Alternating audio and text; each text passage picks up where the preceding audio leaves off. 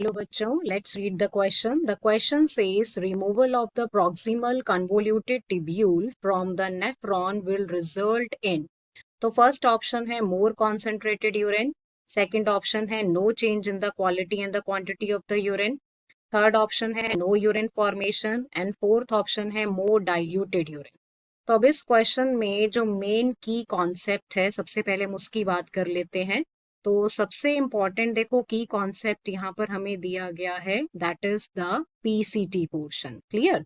Now हमें पता है कि जो प्रॉक्सिमल कन्वोल्यूटेड टिब्यूल है, it is the area for the maximum reabsorption of the water and electrolyte which counts for approximately 70 to 80%। Clear. तो सबसे ज्यादा रीअब्जॉर्प्शन जो होती है वो हमारे पीसीटी में होती है। और बाय चांस अगर यही पार्ट बेटा रिमूव कर दिया जाता है, there is the removal of the PCT, तो आप मान के चलो कि बाय चांस अगर पीसीटी रिमूव कर दिया जाता है तो there will be no reabsorption. जो रीएब्जॉर्प्शन है वो टोटली यहाँ पर क्या हो जाएगा, एब्सेंट हो जाएगा। क्लियर। और अगर बेटा रीएब्जॉर्प्शन एब्सेंट हो गया तो यानी कि जो मैक्सिमम पानी है या सॉल्ट है वो यूरिन के साथ वेस्ट हो जाएगा। तो देखो फर्स्ट ऑप्शन हमें दिया है मोर कॉन्सेंट्रेटेड यूरिन।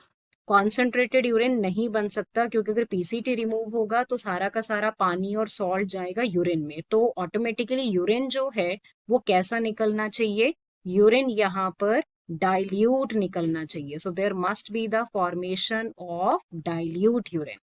सेकेंड ऑप्शन है no change in the quality and the quantity of urine, जो फिर से गलत है क्योंकि यूरिन की क्वालिटी भी चेंज होगी और उसकी क्वांटिटी भी चेंज हो जाएगी। थर्ड ऑप्शन है नो यूरिन फॉर्मेशन, अब ये भी पॉसिबल नहीं है, यूरिन तो बनेगा। क्लियर। तो फोर्थ ऑप्शन है more diluted urine. Now that is the correct answer कि अगर पीसीटी को रिमूव कर दिया जाए, it result into the formation of a hypotonic urine, जो ज्यादा अमाउंट में भी बनेगा और वो बहुत ज्यादा डाइल्यूट भी होगा। So the final answer for this question is option 4, more diluted urine. Hope you understood it well. Best of luck. Thank you.